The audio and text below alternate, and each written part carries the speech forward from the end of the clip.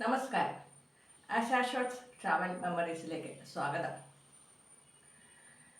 Burj Khalifa ഗൾഫിലുള്ള ഒരു building ആണ്. അത് ലോകത്തിലേക്കും ഏറ്റവും ഉയരം കൂടിയ കെട്ടിടമാണ്. ധാരാളം ടൂറിസ്റ്റുകൾ അതിൻ്റെ മുകളിൽ കയറി ചുറ്റുപാടുമുള്ള സൈറ്റ് സീയിങ്ങിന് വേണ്ടിയിട്ട് കയറാറുണ്ട്. ലോകത്തിലേക്കും ഏറ്റവും ഉയരം കൂടിയ കെട്ടിടം 163 നിലകൾ ഉണ്ടെന്നാണ് അതിൻ്റെ വിവരം കിട്ടിയിരിക്കുന്നത്. അതിൽ ആധുനിക രീതിയിലുള്ള ലിഫ്റ്റുകളുണ്ട്. പല പല നിലകളിൽ ഇറങ്ങി അതിൻ്റെ ചുറ്റുവട്ടത്തും ഉള്ള ബാൽക്കണിയിൽ കൂടെ നടന്ന് സൈറ്റ് സീയിങ്ങിനുള്ള സൗകര്യമുണ്ട്. കൂടുതലായിട്ടുള്ള അപ്പാർട്ട്മെൻറ്റുകളും റെസ്റ്റോറൻറ്റുകളും മറ്റു പല സംഗതികളും അതിനകത്തുണ്ട്. അത് ലോകപ്രസിദ്ധമായ ഒരു കെട്ടിടമാണ്. അപ്പോൾ ഈ ടൂറിസ്റ്റുകൾക്ക് താല്പര്യം ഉണ്ടാകുന്നത് വളരെ ഉയരത്തിൽ നിന്ന് ചുറ്റുപാടും നിരീക്ഷിക്കുവാൻ ആണ്. അങ്ങനെ വളരെ ഉയരത്തിൽ നിന്ന് ചുറ്റുപാടും നിരീക്ഷിക്കുവാൻ നമ്മൾ ഗൾഫ് വരെ പോകേണ്ട ആവശ്യമുണ്ടോ? നമ്മൾക്ക് കേരളത്തിൽ അങ്ങനെയുള്ള സാഹചര്യം ഉണ്ടോ? അങ്ങനെയുള്ള സാഹചര്യത്തിനെ പറ്റിയാണ് ഇന്നത്തെ സംസാര വിഷയം.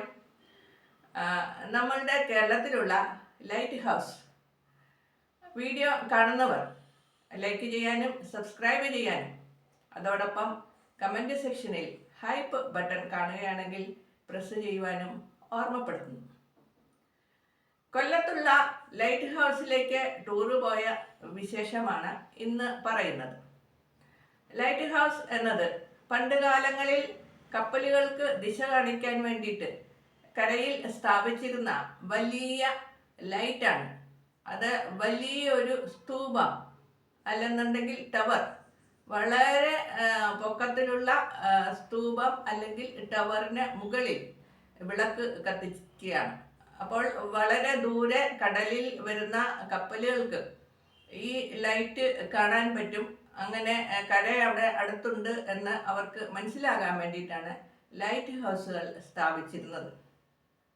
അങ്ങനെയുള്ള ലൈറ്റ് ഹൗസിലാണ് പിക്നിക്കിൻ്റെ ഭാഗമായി പോയത്.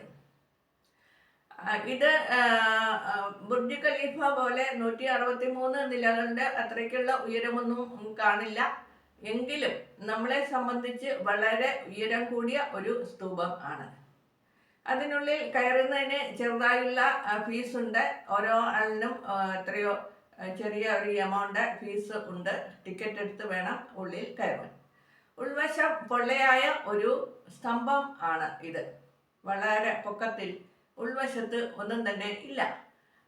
ഉൾവശത്തൂടെയാണ് ചുറ്റു ഗോവണി പോലെ, ഗോവണിയാണ്, പടികൾ സ്റ്റെപ്പുകൾ കെട്ടി വെച്ചിരിക്കുകയാണ്. അത് ചുറ്റി വളഞ്ഞ് നമ്മൾ കയറി പോകണം. ലിഫ്റ്റ് സൗകര്യമൊന്നും അതിനുള്ളിൽ ഇല്ല. അതിനാൽ തന്നെ ഈ സ്റ്റെപ്പുകൾ, പടികൾ കയറി വേണം നമ്മൾ മുകളിലേക്ക് എത്താൻ. അങ്ങനെ ഏറ്റവും മുകളിൽ വരെ ചെല്ലാൻ പറ്റും. പക്ഷെ ഒരു കാര്യം പ്രത്യേകം ശ്രദ്ധിക്കേണ്ടതുണ്ട്. പ്രായമായവർക്ക് ഇതിൽ കൂടെ കയറി മുകളിലെത്താൻ പ്രയാസം അനുഭവപ്പെടും. ഞാൻ ആദ്യത്തെ പ്രാവശ്യം പോയപ്പോൾ നല്ല ചെറുപ്പമായിരുന്നു. അന്ന് ഓടിക്കയറി മേളിൽ കയറി. പിന്നീട് രണ്ടാമതൊരു പ്രാവശ്യം കൂടെ പോയി.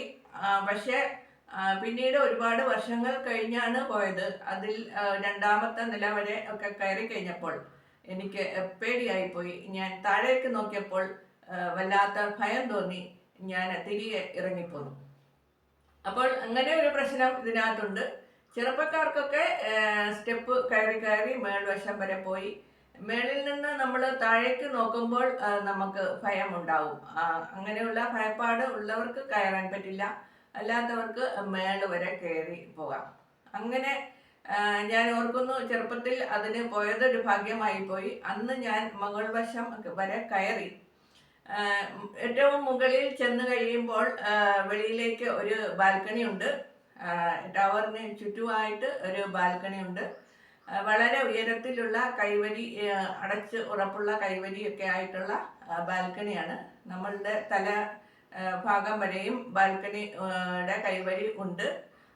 നമ്മൾക്ക് അവിടെ നിന്നാൽ ചുറ്റുവട്ടം എല്ലാം കാണാൻ പറ്റും. അവിടെ നിന്ന് നോക്കുമ്പോൾ വിശാലമായ പ്രദേശം എല്ലാം കാണാം. മരങ്ങളും കെട്ടിടങ്ങളും ഒക്കെ താഴെ ഉള്ളത് ചെറിയ പൊട്ടുപോലെ ആണ് കാണുന്നത്.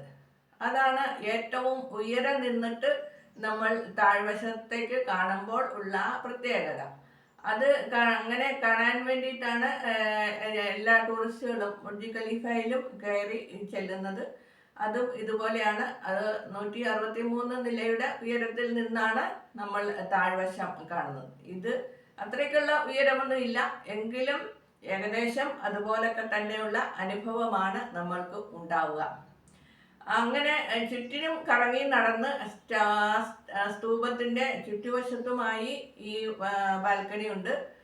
ചുറ്റുവശവും നമ്മൾക്ക് കറങ്ങി നടന്ന് നമ്മൾക്ക് ഈ കാഴ്ചകൾ കാണാൻ പറ്റും.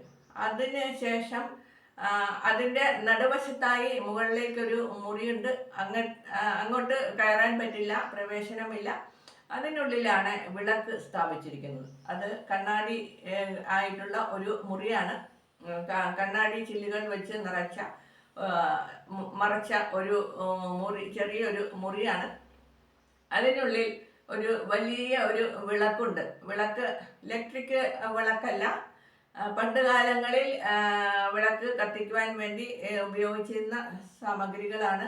അത് പെട്രോൾ മാക്സ് പോലെയൊക്കെ തോന്നി കണ്ടിട്ട്. അത് എണ്ണ ഒഴിക്കുന്നതാണോ പെട്രോൾ മാക്സിൻ്റെ ആണോ എന്തോ അറിയില്ല. പക്ഷെ പണ്ട് കാലത്ത് വിളക്ക് തെളിയിക്കുവാൻ ഉപയോഗിച്ചിരുന്ന സാമഗ്രിയാണ് അത് അവിടെ കണ്ടത്. അപ്പോൾ പണ്ട് കാലങ്ങളിൽ ഈ സന്ധ്യ ആകുമ്പോൾ ഈ വിളക്ക് അവിടെ തെളിയിച്ച് വയ്ക്കും. ദൂരെ നിന്ന് വരുന്ന കപ്പലുകൾക്ക് ഈ വിളക്ക് കാണുമ്പോൾ അടുത്ത് കരയുണ്ട് എന്നുള്ള വിവരം ലഭിക്കും. ഇതിനു വേണ്ടിയിട്ടാണ് ലൈറ്റ് ഹൗസുകൾ സ്ഥാപിച്ചിരുന്നത്.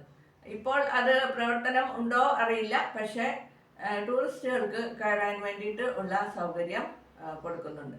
അങ്ങനെയാണ് 2 പ്രാവശ്യവും എനിക്ക് അതിനുള്ളിൽ കയറാനുള്ള സാഹചര്യം ഉണ്ടായത്.